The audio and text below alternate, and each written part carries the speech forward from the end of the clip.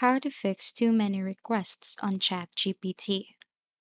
Today, we'll show you how you can easily fix the too many requests error on ChatGPT.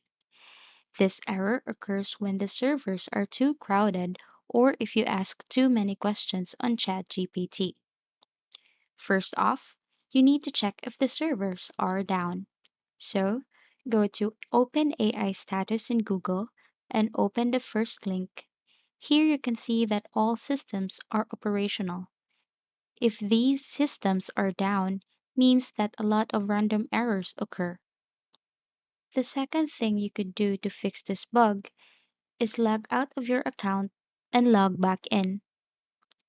If this still doesn't fix the issues, go to your cookie settings on your internet browsers. So first, go to your browser settings. From there, go to privacy and security, then look at the cookie settings or cookie data. Clear it, and from there you can try again on ChatGPT. This most likely will fix your issue. If this still doesn't work, you could also try to switch browsers. For example, go from Microsoft Edge to Google Chrome, or vice versa. Or you could just wait a couple of minutes or an hour, then try again.